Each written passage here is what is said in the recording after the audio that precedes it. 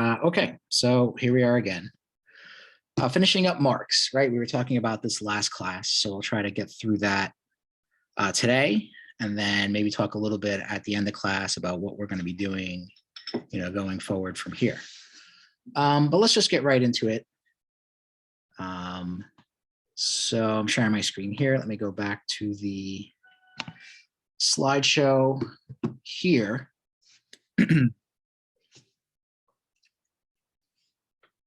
So I think where we left off, we were starting to talk about this idea of alienation from the species, as Marx calls it, or basically alienation from yourself. I mean, if you follow along with what he's saying here, right? He's talking about this idea of human nature and what that means, and if you're sort of if you're sort of violating, that idea of human nature, and of course you're doing harm to yourself. You're sort of, leading your life in a unnatural way, as you would say. Okay, a little bit of a lag here. All right, so yeah. And I think that's a controversial idea, right? I mean, the extent to which you can argue that there is a type of human nature out there. Later on in the class, I'll go over a certain passage from Marx where you can see where you can get into trouble for thinking things like that, or for asserting things like that. But taking him at his meaning, what he's talking about here. Again, essentially what he's saying is that people have a sort of natural need to be creative, to sort of feel themselves in the kind of work that they do, to literally, externalize themselves, their soul, if you will, into what it is that they're doing. So in German, the word Geist means spirit, it means mind, and it means consciousness. It means all three, basically. So when they talk about, the idea of Geist in German philosophy, basically what they're saying, this idea that you again sort of externalize or objectify your Geist, that you're literally putting your soul or your spirit into the kind of work that you do. And in a less sort of spiritual sense, you're basically, again, externalizing your mind then, or your consciousness, and basically putting it into your work. So that is an interesting idea. I was curious to hear, maybe later on in the class, if not now, I mean, what people think about that. Do you actually agree with this notion that the people have a sort of natural need to be creative? And again, he's sort of saying this is a more or less scientifically based idea, based on observation and stuff. Again, but as I said, we'll start to see maybe some issues where you can get into a little bit of trouble, maybe sometimes asserting that there is a human nature, or what is supposed to be quote unquote natural behavior for people. All right, so moving on. This is sort of, again, kind of an illustration of this idea, right? Species, essence. Again, what is natural to the species is sort of what is essential about human beings. As you can see here in this little cartoon, Marx is saying, a little floating head there, says, I am what I do. You see this person there baking bread. People love my bread. I enjoy sharing my talent. So again, illustrates this idea that you are, again, sort of externalizing yourself, that you're literally, again, putting your soul or your spirit, basically, into what you do. If you consider that, if you accept that idea, then again, the idea that you put yourself into your labor or into the products of your labor, and then that is then taken away from you, as we've already, covered last class, then, again, it's like literally like kind of saying that like you're like draining, a person's soul, or that you're in a sense stealing their soul. Marx, in his later writings in Das Kapital, would even, explicitly compare capitalism to a vampire, that you were, in a sense, then, literally draining the life out of people, sucking their blood, if you follow the metaphor, and sort of draining their life force or their life essence. Interestingly enough, what is it, Bram Stoker or Bram Stoker, the guy who wrote the novel Dracula. You can see my daughter in the background right now. The guy that wrote, it's okay. The guy that wrote the novel Dracula apparently was a socialist in real life. And, the novel was written somewhere, in the 1890s, I think 1895, 1896 or something like that. So it would have been after Marx had, written this idea. I mean, the plot of the novel, Dracula obviously doesn't really have anything to do with, the working class. Dracula is not preying upon, working class people necessarily, but I mean, it is interesting that he sort of maybe was inspired by or sort of, picked up this idea of a vampire and sort of then, sort of developed the story around it. But again, that is essentially, the idea here that in a capitalist system, the life force, the life energy, if you will, of the workers essentially, sucked out of them. And it is true, you are what you do, the kind of work that you do in life. I think that can be, verified in modern, sociological research and stuff, that what you do for a living does profoundly shape who you are as a person. I think that's like also fairly, common sense as well. But again, these things become very hard to do under the conditions of a, alienating, system of labor. So this is another cartoon here. I'm sorry if it's a little blurry or hard to read. I couldn't find a better image, but it's a little cartoon here. I think illustrates something a lot of people probably go through in the modern workplace. One person says to the other, your supervisor says you don't care about your job. He's right, I don't. You don't have to care, you have to pretend to care. Sorry, you're gonna fire me? Nah, I'm only pretending to care. I don't care. And I think that, is something that a lot of people can relate to, maybe, that this idea that in the modern day workplace, it's not simply enough to just do your job and do your job well, or at least do your job competently. You have to pretend that it's like fulfilling this sort of deep-seated, creative need or passion that you feel. And it's almost as if that, modern day employers have almost kind of co-opted, the sort of Marxist talk over alienation, right? Whereas, like I said, you have to pretend that your job isn't just something that you do as a means of survival, which of course is of course everyone's main incentive for work. Why do people go to work, or why do people hold down various jobs or different jobs? Because they have to. Because the incentives in a capitalist system is that you basically work or die. You work or you die a very slow, horrible death, essentially. I mean, that does happen to work as it happens to be, pretty well as an incentive, but even that's not good enough anymore, right? And now you have to pretend that this is something, exciting and that you feel a kind of, passion for.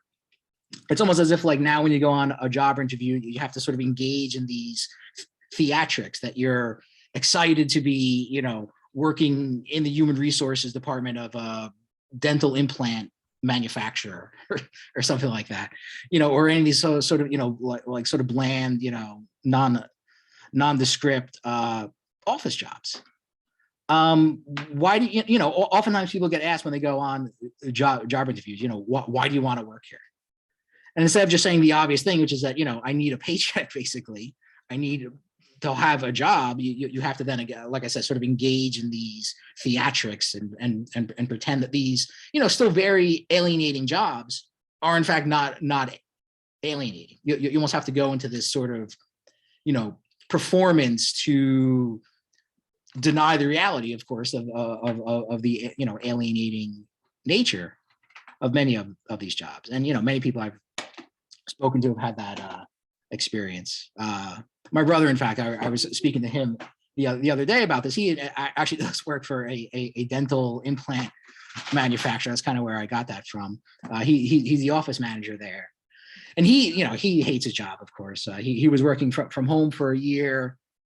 They've forced him to go back to work, even though he says he can do his job from home. So he's been trying to apply for other jobs, trying to find something remote or at least hybrid. And so when he's been on interviews lately, he hasn't found anything yet. Those are the kind of things that they ask him, like, why do you want to work here? And again, it's like, why do you have to lie or come up with this convoluted answer? It should just be like, I need a job. In this case also, I'm looking for a remote job or, you know, a hybrid job or, you know, like something like that. And, you know, and that's it. And, you know, I'll do the job to the, you know, to the best of my ability. I don't understand why you have to go through all this other than the fact that it's like, it's almost like trying to force people to deny the fact that, you know, like I said, that these alienating jobs are in fact not that alienating. And, you know, it would be hard to imagine, you know, like factory workers in the 19th century being asked these kinds of questions when they go to work. Like, you know, why do you want to work in this coal mine? Or, you know, why do you want to work in this textile mill or something like that? Well, it's because I have to, because, you know, I'm going to starve to death and die in the gutter, basically, if I don't. You know, I wonder, you know, do people that work at McDonald's and places like that, do they get asked those kinds of questions? Why do you want to work here? You know, what are you supposed to say? Because I like being yelled at.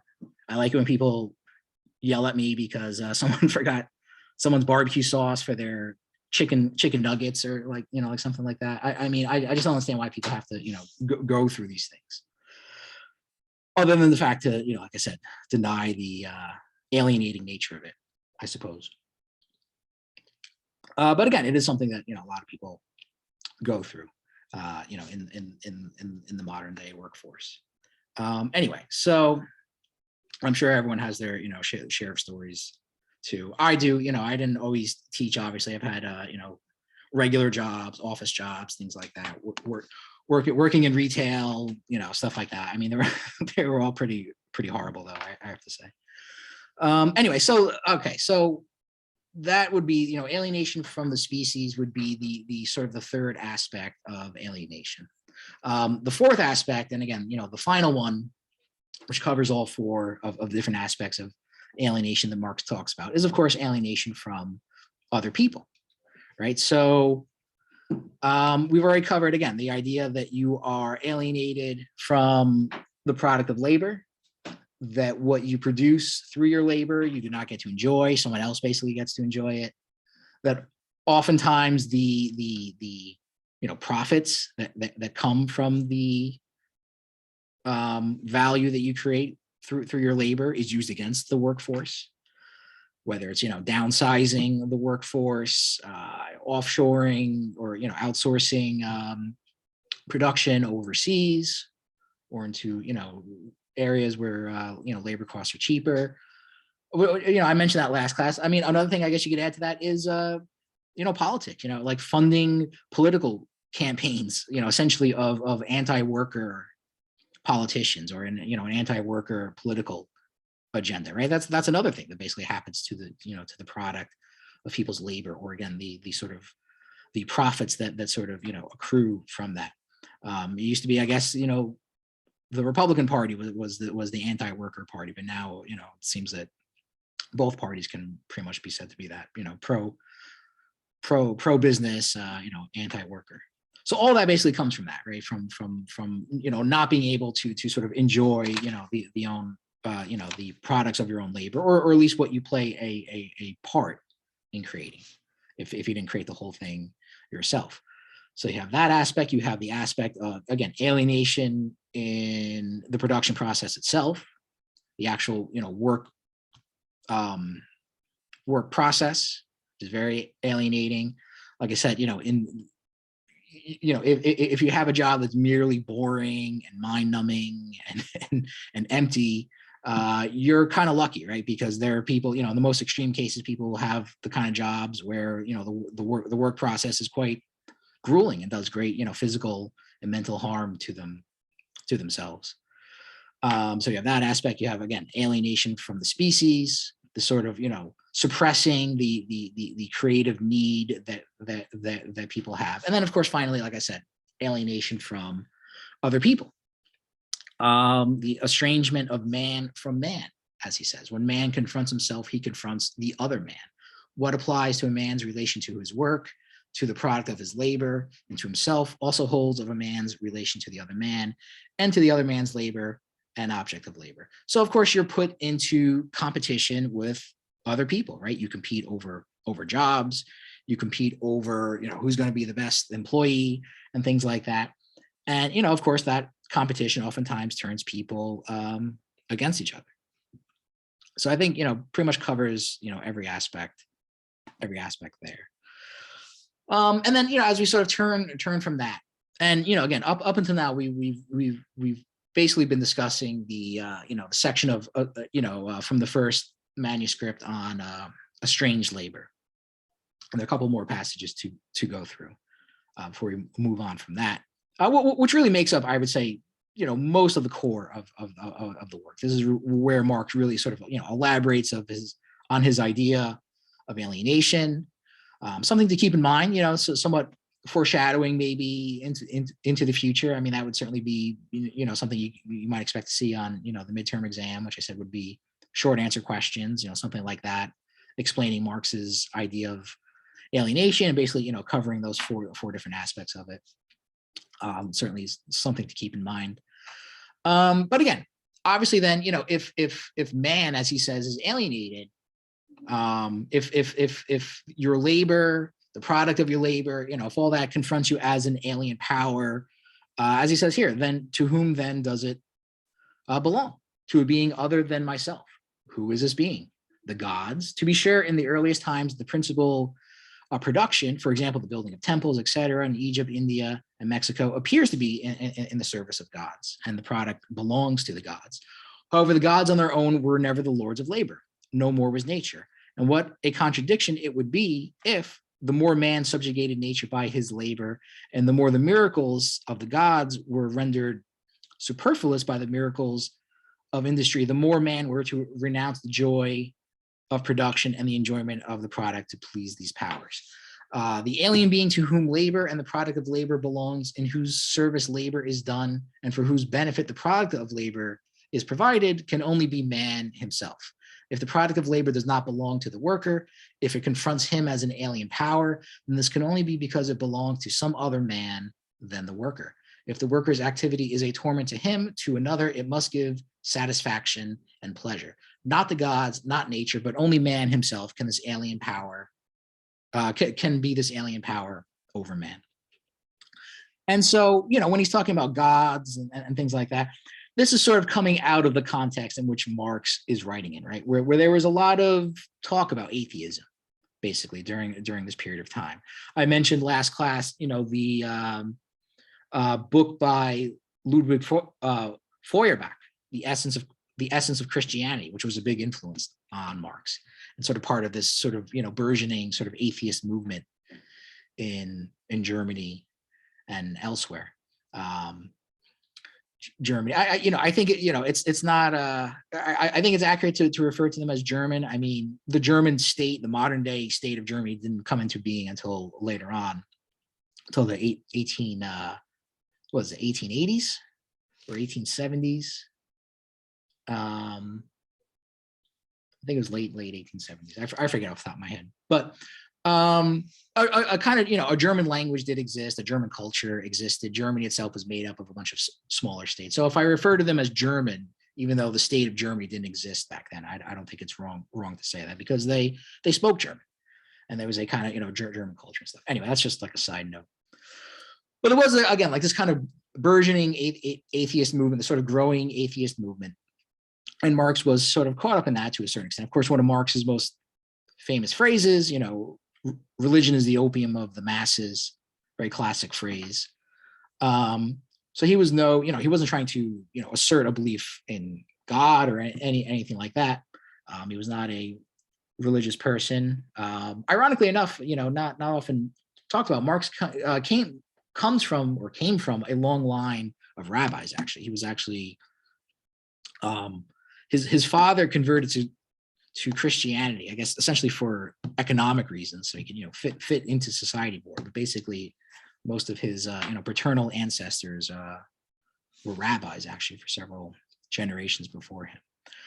But I think what he's saying here is that, the critique of religion doesn't go far enough. Yes, it may, in a sense, sort of be spiritually or culturally freeing people by removing their faith on, organized religion, but it doesn't go far enough. You're still sort of not touching the source, the core sort of economic factors, which again sort of essentially keep people in subjugation. So if you think of religion as kind of a cultural subjugation, a prison of the mind, if you will. That's all well and good to, break out of that prison, but you still have to deal with a very real prison around the body too, right? The prison around our, physical natures as well. So again, also towards the end of the first manuscript, Marx starts talking about wages, and I think this is an interesting passage too. So he says, an enforced increase of wages, i.e. a minimum wage, disregarding all other difficulties, including the fact that it would only be by force, two, that such an increase being an anomaly could be maintained, would therefore be nothing but better payment for the slave, and would not win either for the worker or for their labor, human status, and dignity. And he basically says a few more things, of that nature, and I believe in the next slide as well. So I focus on this passage because I think this is always a good way to sort of illustrate what's the difference between Marx from other people that consider themselves to be socialists, even, of course, in a modern day context, right? I mean, I'm sure everyone's aware of the fact that there's been a lot of talk lately about increasing the minimum wage. And unfortunately, it's just talk, right? Because there hasn't been any real progress in that area, but there certainly has been a lot of talk about it. And I think I even mentioned that last class, right? I mean, even if you had a minimum wage of $15 an hour, that would hardly be adequate. If you average it out, 40 hours a week, 52 weeks a year, assuming a person works all year round. Of course, most people don't. That would only come out to about, just a little over $30,000 a year. But essentially, whether you raise the minimum wage to $20 an hour or $25 an hour, the difference between Marx and people who sort of follow in that tradition of socialism after him are really, putting forward an idea which is much more radical, right? Which is, let's get rid of wages altogether. Let's get rid of the system of what he calls wage labor. So this idea of raising the minimum wage is very, moderate in comparison. I mean, it really doesn't deal with, and Marx, of course, would elaborate more so than here why he thinks that you have to do that, because, essentially wages are an expression of, as he says, actually, in the last bullet point here, wages are a direct consequence of estranged labor or alienated labor. And alienated labor is the direct cause of private property. The downfall of the one must therefore involve the downfall of the other.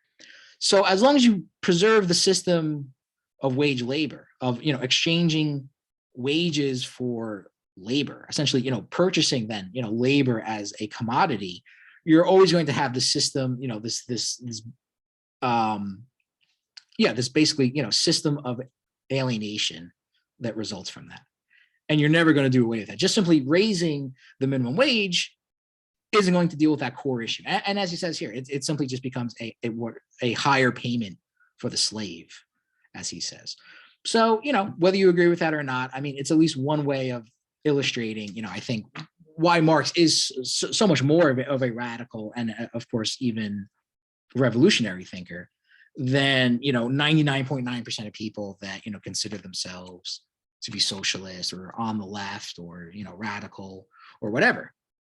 Not all that radical, right? Because, there is certainly a further, step that you can take this. And again, I mean, to relate this back to, the present day context, who's talking about that, right? I mean, yes, there's a hard enough time even getting an increase in the minimum wage. But if you survey the political landscape in the United States now, can you think of even one person on a national stage, anyone that has a degree of influence, asking for anything like that, or any group or organization or anything like that? I can't. Certainly not, on a large scale where, again, they actually are in a position where people might actually listen to them. So it kind of tells you, how sort of maybe, limited people's, political imaginations are here in this country, at least, and elsewhere as well, since, very, very few people are really willing to take this kind of, radical stance. And again, sort of echoing or sort of further reflecting on this idea is again, this idea that the worker essentially sells himself as a commodity, like I already said. I won't read this whole thing out because I feel like I've already covered that, but it does kind of, sort of show you, I think there is a kind of, continuity in Marx's thinking. Again, these are some of Marx's earliest writings, written basically when he was in his 20s, which is hard to imagine maybe. Let me just admit this person. And like I said last class, many people argue, whether or not, to what extent did Marx sort of continue in this way of thinking in his later life. Many people argue that he distanced himself from this and that, moved away from this kind of thinking. Some people argue this is actually more relevant now, this talk over alienation than anything Marx did later on in life. I tend to view it more as there is a continuity in his thought. He kind of was sort of consistent throughout his life on these issues. And this is at least one instance where you do kind of see that, right? Because if you see even in Marx's later writings, of course, his most mature writings being, Capital Volume 1, Das Kapital, as it's often known as. It's actually a three-volume work. Only the first volume came out during Marx's own lifetime, though. Of course, this is one idea which certainly, seems to continue through this idea that in a capitalist system, the worker basically sells himself. The worker basically turns himself into a commodity because they have to, of course, and they're basically sold as a commodity, just as you would sell any other object, any other inanimate object in the marketplace. And that, of course, is what's so disturbing about that idea, because of course what he's talking about, of course, is this idea of dehumanizing people and basically reducing people to the status of an object. As he says towards the bottom, he has no existence as a human being, but only as a worker. He can go and bury himself, starve to death, etc. The worker exists as a worker only when he exists for himself as capital, and he exists as capital only when some capital exists for him. And that is, pretty much, how things are, right? I mean, the owner of capital basically does not care at all about the life of the worker, other than their function as a worker, other than their ability to work and produce value. And again, because I do like to, as often as I can, connect these things to things that are going on now. I mean, if anyone had any doubt about that at all, I think the pandemic would have certainly removed that doubt, as I think it's quite clear that, people's lives clearly are clearly subordinated to, the demands for profit. And that includes the very sort of lax, public health measures, because that would, infringe upon, profits of business, particularly finance, forcing people to go back to work under, dangerous conditions and things like that. So that is very much true, I think, even in the present day, that the life of the worker means almost nothing to the capitalist, only to the extent to which they can, produce value through their labor. He refers then to other people who basically, if you're not a productive worker, then in the eyes of economists, or again, as he called back then, political economy, you simply don't exist. And that is another sort of interesting parallel, which I'll get to in a moment. But as he says here, political economy, therefore, does not recognize the unemployed worker, the working man, insofar as he happens to be outside this labor relationship. The rascal, swindler, beggar, the unemployed, the starving, wretched, and criminal working man. These are figures who do not exist for political economy, but only for other eyes, those of the doctor, the judge, the gravedigger, and bum bailiff, etc. Such figures are specters outside its domain. So like I said, what he's basically saying here is that, workers who don't fit into the process of production, or people basically who do not fit into the process of production, basically do not exist. Like it's almost as if they're not real. At best, they're the concern of other people, outside of the business world. But there is an interesting, parallel to this as well. Not only is it, I think, most of what he's saying true in general, but specifically, when he talks about unemployed people, it's an interesting way in which the unemployment rate in the country is actually determined. I'm not sure if people are aware of that or not. But basically, and now the economist Richard Wolff talks about this a lot, actually. But essentially, how does the government calculate the unemployment rate? It simply asks people who do not have a job, are you still looking for a job? And if they say yes, then they're considered as part of the unemployed. If they don't answer, or if they say, no, I'm not looking for a job anymore, then they're simply taken off. They no longer cease to, or they from that point on cease to exist as a member of the workforce. So people like Wolff have, have pointed out that oftentimes the unemployment rate, when it's low, artificially sort of exaggerates the number of people that are actually working, because a significant amount of people who are not working simply just sort of drop off the calculations of the workforce. So you have a large number of people who are simply what we'd say, are basically off the grid, that they are simply not counted anymore as part of the workforce, and thus they are not counted as part of the unemployed, even though of course they are obviously still people that exist, and they're people that do not have jobs. So keep that in mind too, when the government likes to brag about the very low unemployment rate, because oftentimes, that's simply because, like I said, many people have just sort of simply dropped out of the workforce. So that's an interesting parallel to that. And this basically was also from the second manuscript. So we're now moving on, basically.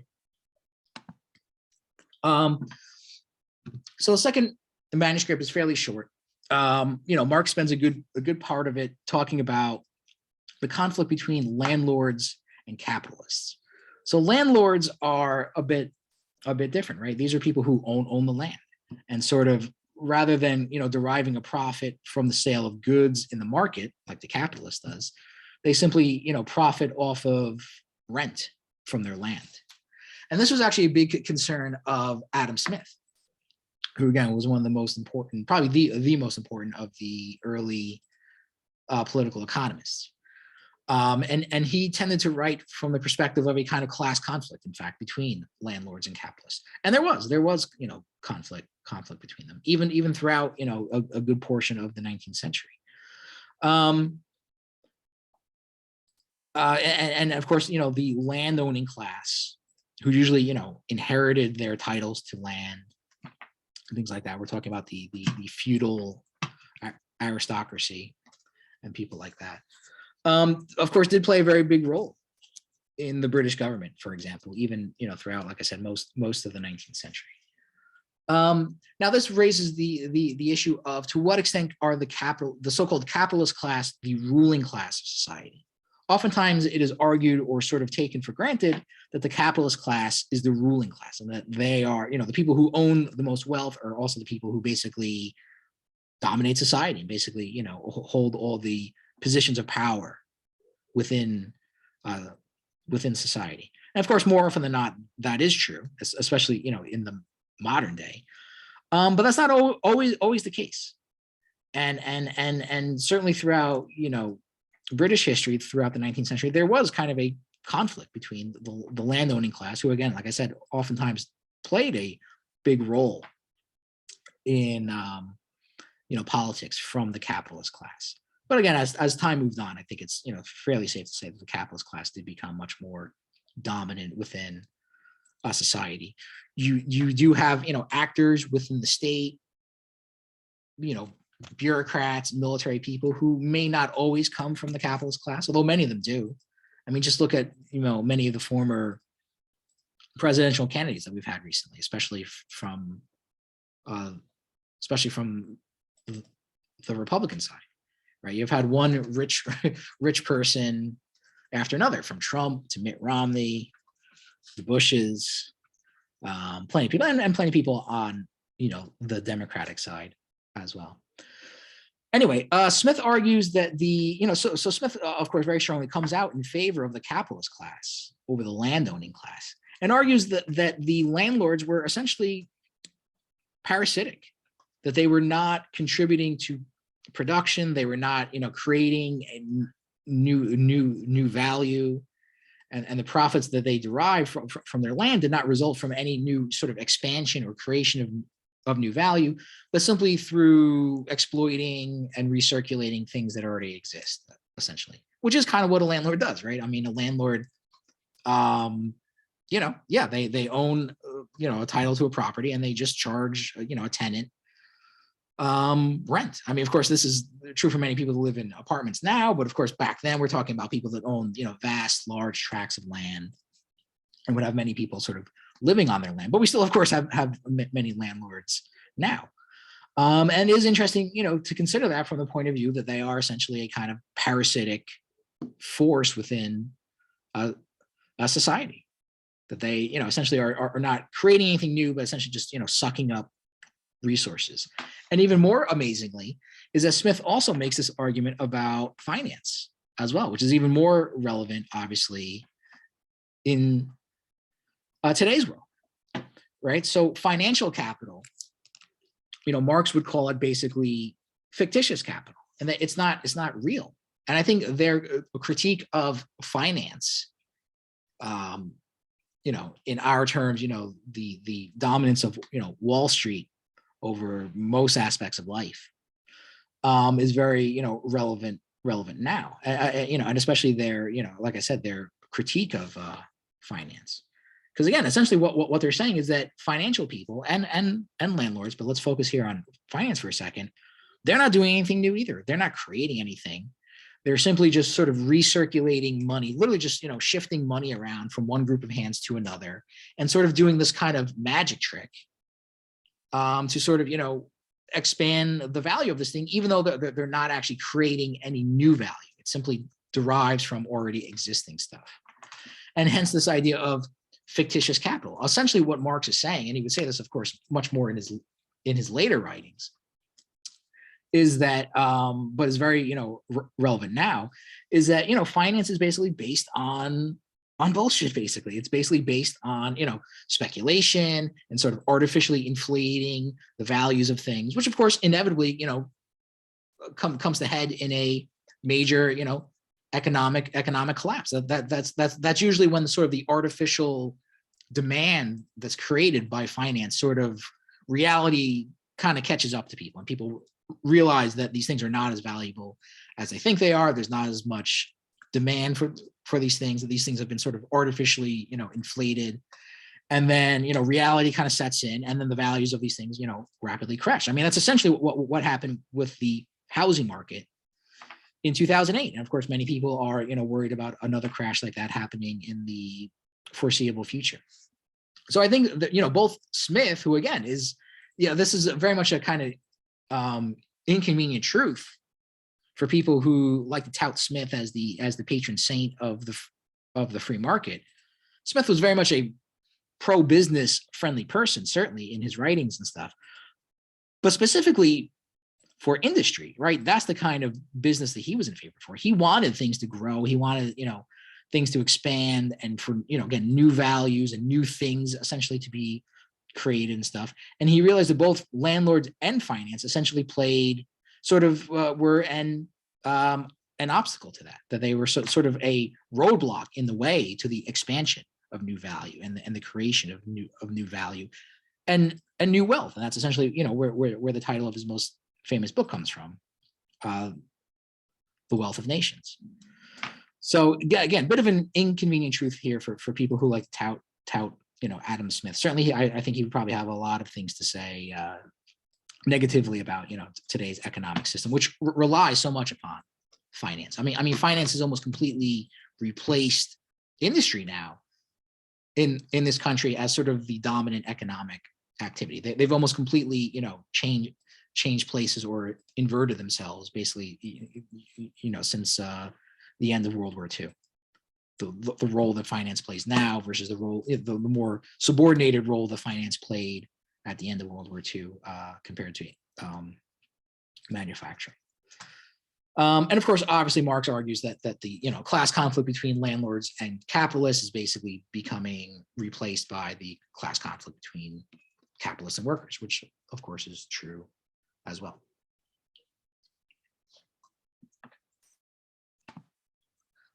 So now finally, only now in the third manuscript does Marx finally start to get to talking about his idea of communism. And so what is communism for Marx? Well, he spends a lot of time talking about the kind of communism that he doesn't like, right? And what he refers to often as primitive communism. So we'll take a little bit of a look at that. One example of which he uses to illustrate what he sees wrong with what he calls primitive communism is what he calls the community of women, which apparently was a view that many of these so-called primitive communists held, which is that marriage should be abolished, no more monogamous relationships. Everyone should have these sort of polyamorous or polygamous relations and things like that, as well as, of course, various economic aspects as well. Everyone should get paid, paid the same amount, and all that. Marx was pretty much against all these views, and I'll sort of elaborate a little bit more on that. But later on, this would be sort of a recurring theme throughout Marx's whole life, basically, which is where he would distinguish between what he called utopian socialism from scientific socialism. Of course, he himself saw himself, as offering a kind of scientific version of socialism. Scientific in the sense that it's sort of based on observation. It's based on sort of, testable, observable facts of the laws, basically, in which the capitalist system operates. From the utopian socialists, who sort of preceded Marx, but also sort of existed at the same time as Marx, and arguably still do now. Marx hated these people, right? I mean, he actually spends much more time, probably, or at least as much time, probably, critiquing the utopian socialists as he does the actual capitalist. He hated the utopian socialists, and the reason for that is because he thought that they were, I guess, theoretically weak. They couldn't really, for all their talk, for all their criticism, and it was, you could probably say well-meaning or well-intentioned criticism. It was always from this kind of moralizing standpoint.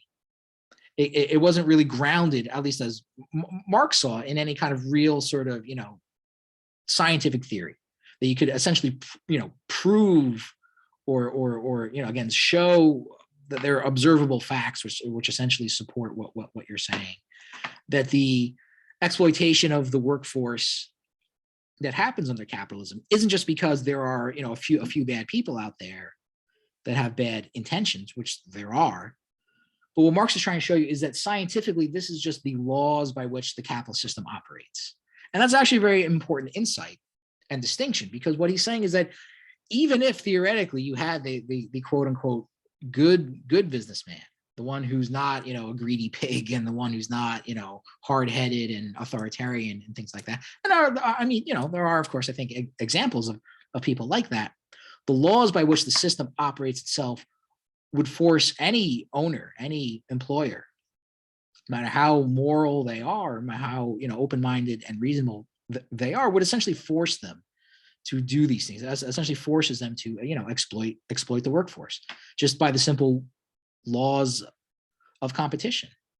So in a sense, Marx almost gives a kind of alibi for the individual capitalist. He's essentially saying that their morality doesn't really matter ultimately in the final analysis. Of course, he would say that many of the actually existing capitalists of his day were piggish and authoritarian and all that. But even if they weren't, it doesn't really matter, because again, the laws of the system will sort of compel people to have to act this way. And I think that was at least part of what his big issue was with the utopian socialists. All right, so no comments as of yet. So I'll just keep going. Again, if you have anything to say, feel free to chime in anytime. So I'm not going to read this whole passage here. I did obviously highlight something in bold. And I think, like I said earlier, I think it does kind of illustrate, some of the trouble that you can get sometimes for, asserting a kind of human nature. So this is, again, going back to Marx's idea of primitive communism and what he sees wrong with it, right? He is not for this idea, right? He's not for what he refers to as the community of women. Marx is a little bit, traditional, you could say, I guess, when it comes to social relationships. He does not believe in, polyamorous relationships. Not that I'm saying that people should. Obviously, I'm not going to take any stance on that at all. But he's clearly against that. Some people do follow that.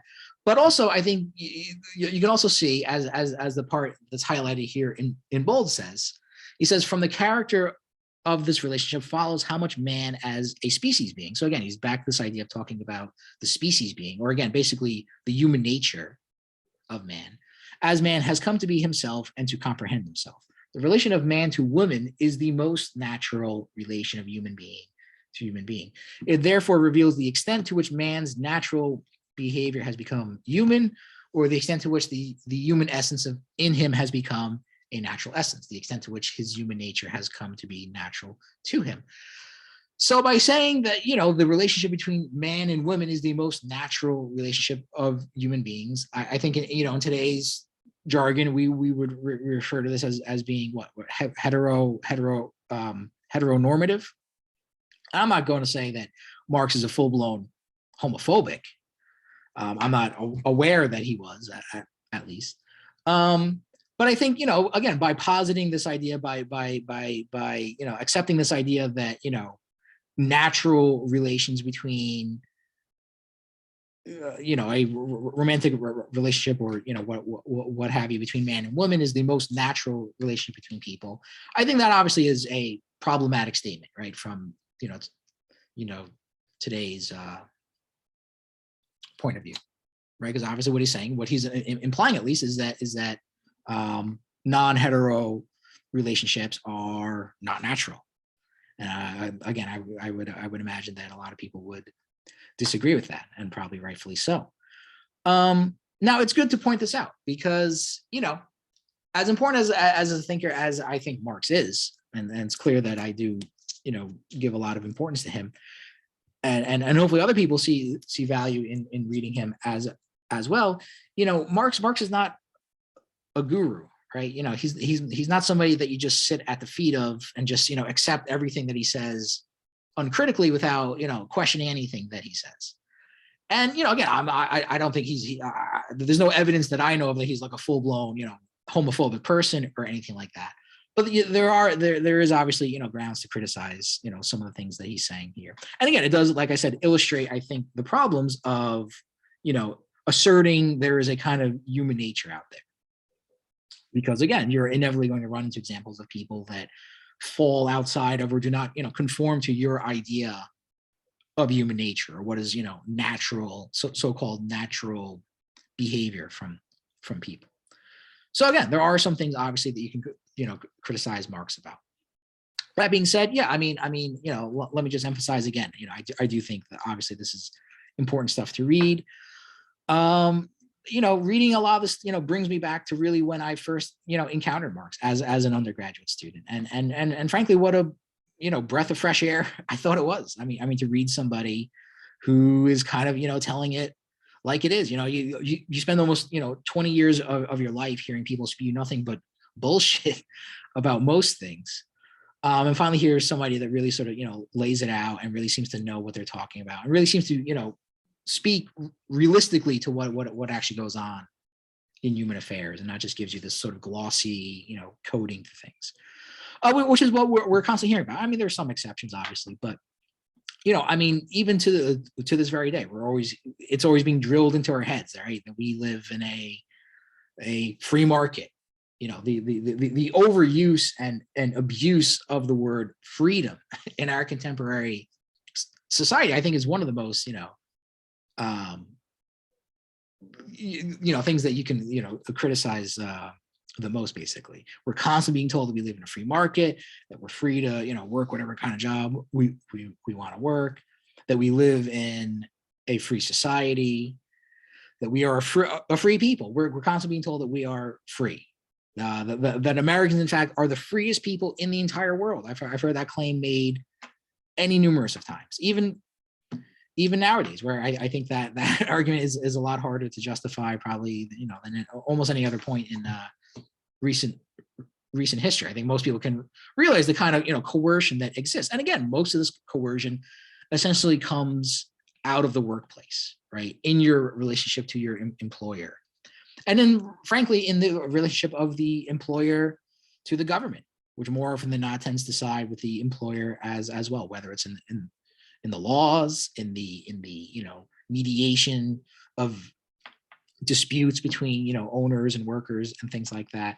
So to find somebody that actually really seems to speak to that element of coercion that clearly I think does exist in social affairs between people, really is kind of a breath of fresh air, especially if you've never really heard anyone talk about it before. I guess before Marx I had Rage Against the Machine or something like that, but I don't think song lyrics are really a good substitute basically for the kind of more in-depth analysis that you have here maybe.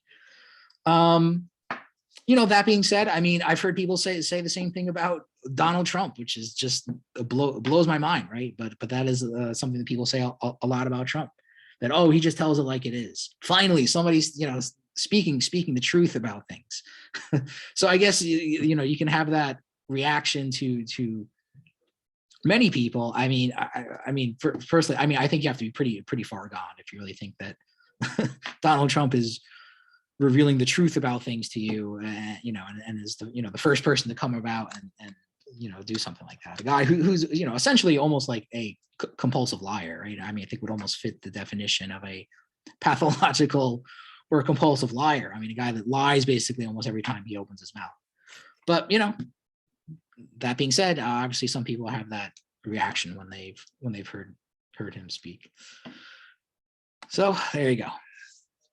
All right. So another idea that comes out of this, and another sort of legacy of these writings, is this idea of what people often call Marxist humanism. And well, okay, I'll just read what he says here. So he says, communism as the positive transcendence of private property as human self-estrangement, in other words, human alienation or self-alienation. So communism is supposed to transcend that. Communism is supposed to essentially, overcome or remove the alienation that results from private property. And therefore, as the real appropriation of the human essence by and for man, communism therefore is the complete return of man to himself as a social, i.e. human being. A return accomplished consciously and embracing the entire wealth of previous development. This communism, as fully developed naturalism, equals humanism, and as fully developed humanism equals naturalism. It is the genuine resolution of the conflict between man and nature and between man and man. The true resolution of the strife between existence and essence, between objectification and self-confirmation, between freedom and necessity, between the individual and the species. Communism is the riddle of history solved, and it knows itself to be this solution. All right, so this idea of Marxist humanism. So what is humanism basically? Usually when you hear about it, if you've heard about it before, it's usually in the context of talking about, various Renaissance thinkers, sort of coming out of what in European history is usually referred to as the Dark Ages. And it was sort of this renewed interest and focus and attention on humanity. So for centuries, people in this very, ultra, Catholic sort of cultural environment were, constantly being told, how horrible they were and how sinful and evil and disgusting and vile and wretched and everything else that you constantly hear about, and that, all that stuff. And yeah, I mean, it is true. You could say I'm exaggerating, but some of these, look at some of these, medieval Christian theologians. They get pretty extreme with a lot of the things that they say about humanity. So you're constantly hearing this sort of like very down, negative view of humanity and just how, horrible they are basically. And they're just, they need God basically because, without God, they're just a disgusting, mess. Anyway, the Renaissance humanists come around and say, well, maybe people aren't that bad, right? I mean, maybe people, maybe they need a little work. Maybe they need to develop certain aspects of themselves physically, mentally. But if we can figure out ways to do that, then maybe humanity in its more idealized state isn't so bad, essentially. And some of them would go so far to say that, humanity could be perfected. And maybe that's too far in the other direction, maybe. But even the idea that you could sort of raise yourself above where you are, that you could, through little work, self-work, develop yourself physically and mentally, I think is a very sort of, appealing idea. And this kind of, renewed interest and focus on humanity, I think it was very much a kind of, animating, spirit of the Renaissance and really of what is often called Renaissance humanism. That's why you get Leonardo's, sketches of the human anatomy and things like that. And again, it's reflected in art of the time, which still oftentimes dealt with religious themes, but you also see a sort of, also a renewed focus on and attention on the human being, the face, the body, all that stuff. So anyway, so Marxist humanism sort of speaks to that as well. That if we could find some way to overcome alienation, which again Marx is saying you can do so through communism, through the abolition of private property, which means basically ownership over the means the means of production. I think a lot of people freak out when they hear that idea as well, as if like the government's going to come and take your personal belongings and things like that. I mean what and maybe there are instances that have happened, I don't know, in certain poorer countries perhaps, but usually what they're talking about is control over factories, coal mines, banks, the big large scale industries, which basically make up the economy of a society. Those things should not be held privately, they should be held in common. So that if you could find some way to overcome this alienation, that you could then sort of focus more on the human qualities of life and sort of develop the human species more, develop your individuality more, to work on yourself in both a physical and mental level. And to that extent, Marx even talks about things like the liberation of the senses. This idea that even our very senses, our ability to see and hear and taste and touch and all that, gets kind of degraded under the conditions of alienated labor. And if there was a way to overcome that, again, and he does outline obviously what his solution for that would be, that our senses themselves would be sort of enhanced or amplified. It's pretty interesting stuff. Again, very much in some ways different from the later day Marx, which is much more quantitative and based on productivity growth and statistical measurements and things like that. But I would argue that I think to some extent he never really completely lost sight of these things as well. And later day thinkers would approach this idea as well, and I think even more refine this idea a little bit. So especially by looking at Freud, who also wrote about responses to stimuli and things like that. So there's kind of an interesting argument. I don't think it's as maybe as far-fetched as it may seem at first.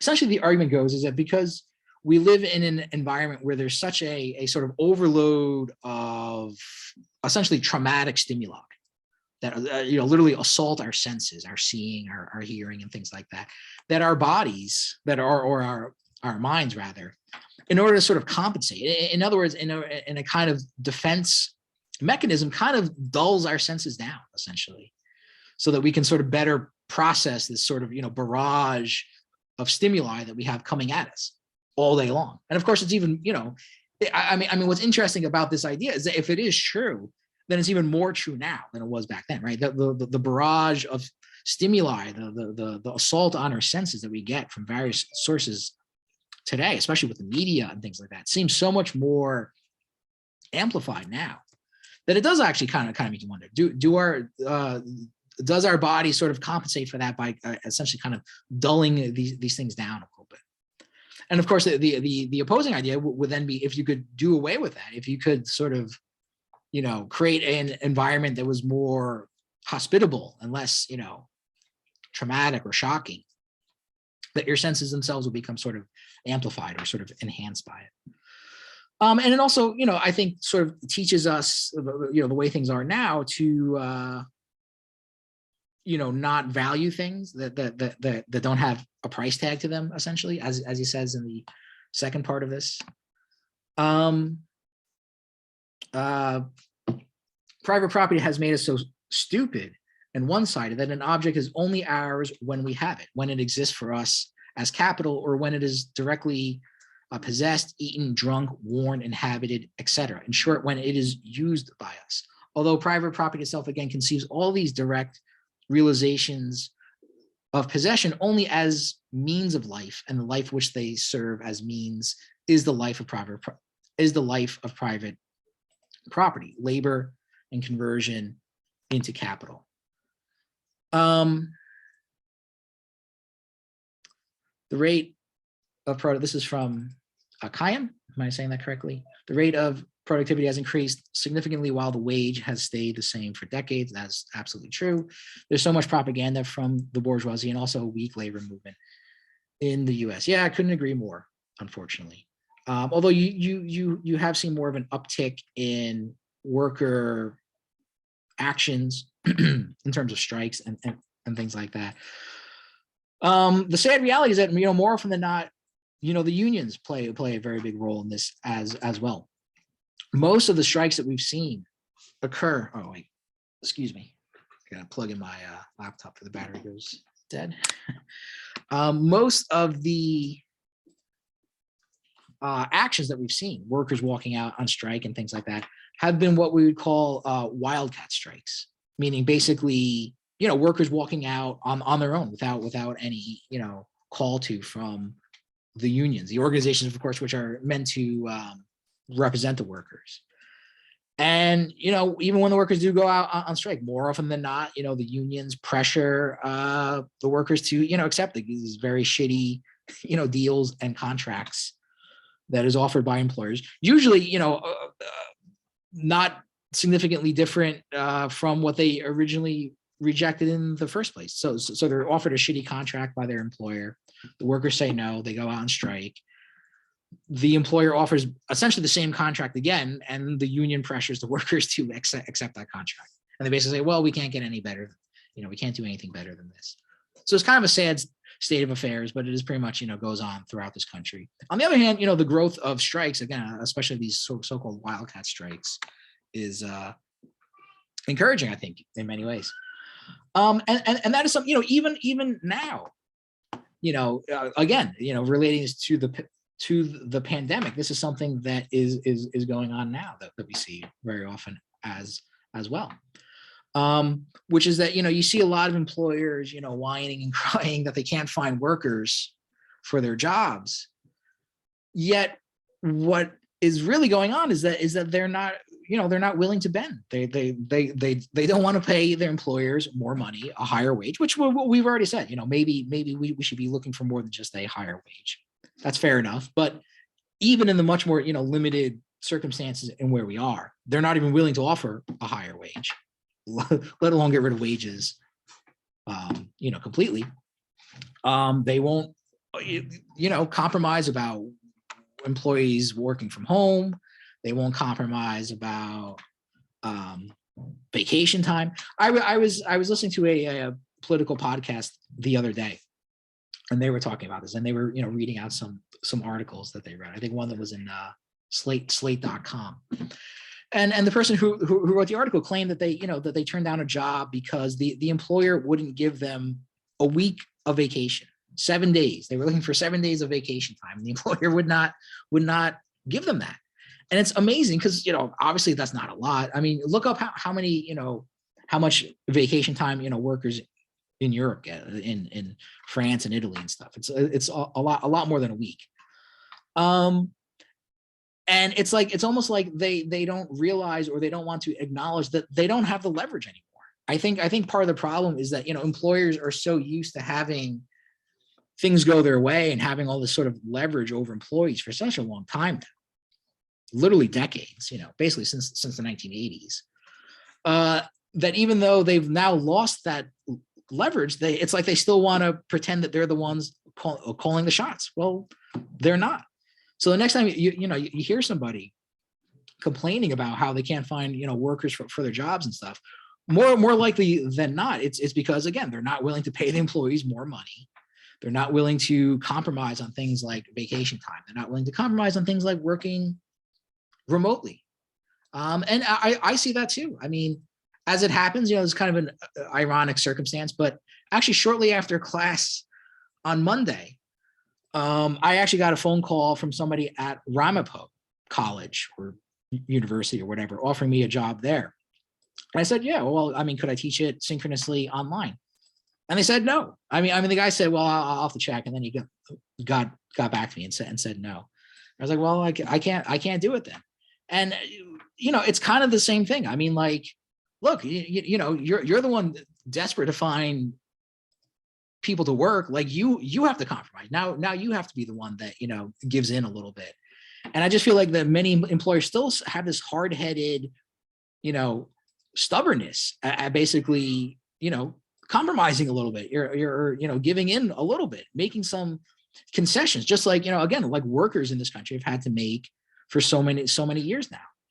And look, I mean, it's a small example, admittedly, but I mean, it is kind of weird that happened, right after class on Monday. Ramapo has been back in session now. They basically started at the same time as Rutgers, so they've been back in class for almost 2 weeks now.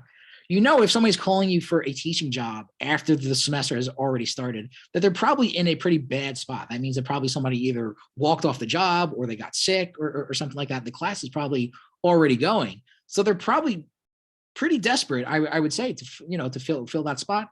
But they don't want to compromise. They don't want to meet people halfway. And that's my own personal story. I mean, it'd be interesting to hear what other people have to say, to share some war stories from the front lines. But I found that, from talking to other people too, and from articles that I've read and things like that, that definitely still seems to be the case, that employers no longer have that kind of leverage anymore to demand things, but they're still kind of like acting like they do. They still think that they can call all the shots here, and that workers have to just sort of, fall into line.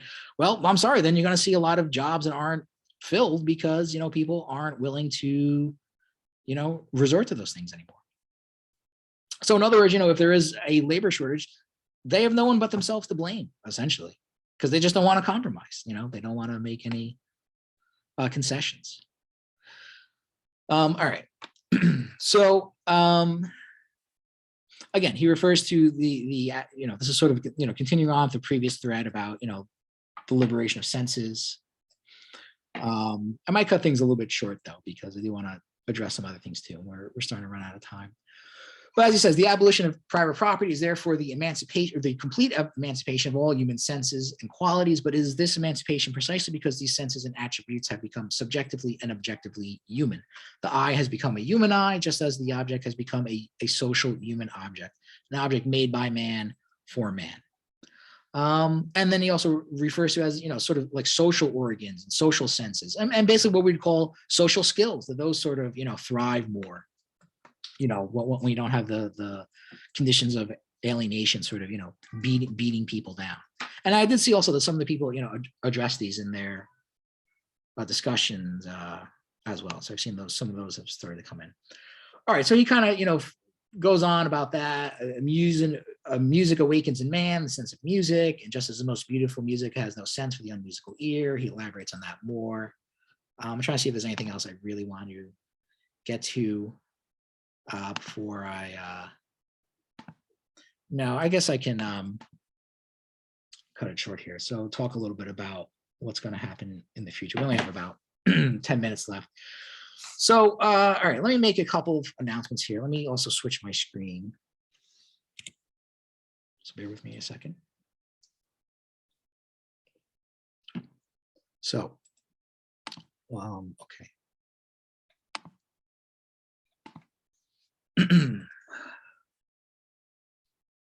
Okay, so now you should be able to see my screen open on Canvas. So a few things. First of all, like I said, the discussions are posted here. I see that some people have done them already, which is good. Please have them done by the end of today if you haven't already. Of course, it's moving slow. Yeah, so 4. So that's actually not that bad. There's only 12 people in this class. It's pretty low in enrollment, probably because this is listed as an in-person class. We probably have much higher enrollment if it was online from the beginning. So 4 is actually not that bad. It's like a third of the class, basically. So if you haven't done it, please do so. A few other things. So I mentioned this the first class, but we haven't really had a chance to show it yet. So for every class, obviously, the reading materials are listed here under the modules. So I also mentioned that I will be, recording all of the lectures. I don't know if people have a chance to see this yet, but basically this is where that will go. This is from the first class. I should have renamed it, but I don't think, for the most part, people will really have a need to view that too much. This is from our class on Monday. And obviously when this class is done, I will post today's class up there as well. So that is how you can access the recordings if you have a need to. If it's somehow inconvenient with the class schedule or anything like that, or if you just want to simply, revisit or listen to something again, you have access to that through there. What I'll also do basically, again, after class, I'll also put up the PowerPoint that I've been using from this class as well. So you can access that as well. So I think that will be, handy for people that want to, look through those slides a little bit more. Again, so that's that. So next week, of course, is supposed to be the resumption of in-person classes. As I mentioned already from the first class, but I think it's probably, good to bring this up again. I happen to think that it's probably a better idea. It's probably much safer for everybody if we continue going remote for another few more weeks, and we'll sort of assess after that. When I brought it up, I didn't see any real objections from people, so I'm curious if anyone has any objections to that idea now.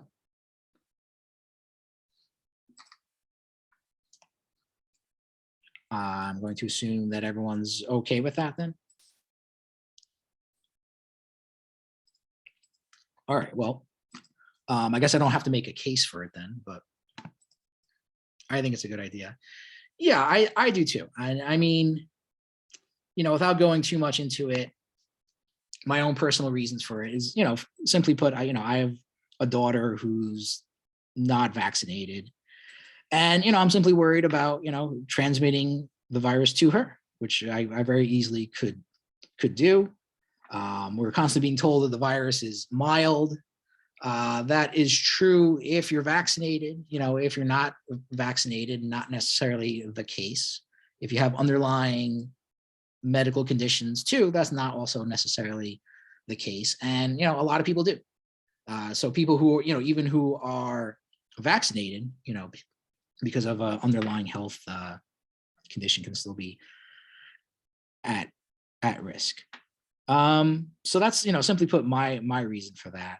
I think, I've also spoken to doctors about it, including the pediatrician, and they agree with that as well. It's probably best to wait, a few more weeks, and we can sort of reassess from then. I don't mean to be overly, personal here. I know it can be awkward when people that you barely know start sharing stuff from their personal lives, but that's simply my reason for that. Yeah. So, well, okay. So the other aspect of it then, if you may not be able to make it on time for class, if it's online, as I work really close to the classroom. Yeah. So that is essentially why. So I understand that there may be some issues with that. And that's why I've sort of taken, the following steps that I have. That's why, all the classes are recorded, so you can access them. As far as participation in class, most people, when they do participate, usually do so through the chat function. So if you're worried about, making noise in a crowded area or whatever, I don't think that's going to be so much of an issue. Like I said, most people already have been, participating that way. And I usually, and obviously everyone can read what's in the chat, and I usually read them out loud anyway. Aside from those two things, I'll also sort of make myself more flexible and basically more available for office hours. Basically, if you have any, questions or concerns about the class, we can schedule a time, even outside of normal office hours to speak about things. So I think with those three, measures in place, I'm hoping that'll at least sort of, mitigate any possible disruptions that may cause. But otherwise, I think that the health consequences is something that people have to look at. I mean, the positivity rate of cases at Rutgers is still pretty high. The total number of cases in the state are still high. We're constantly hearing about, how cases are coming down, and they are in this state and in New York, but nationwide, it's a different story. But even even with the cases coming down, they're still, about as high as they were, during the peak of last year's surge. So I think there's good reason to, to think that it's may not be the best idea to go back right now. We should probably maybe wait a few more weeks.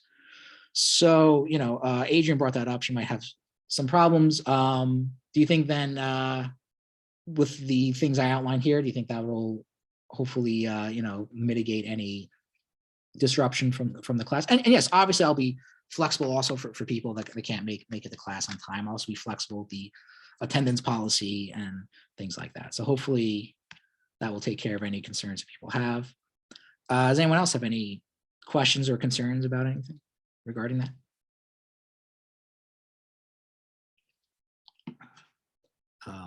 All right, so just, to make it clear then, so then, for Monday's class, we'll be, continuing to do what we're doing now, which is, I'll basically send out a Zoom link on Monday, and we'll just continue class that way. Okay. All right, so there's nothing else. We're pretty much at the end of class time. I guess I can let people go now. All right, so that's it. So take care, everyone. Oh, I'm sorry, I see something in the chat now.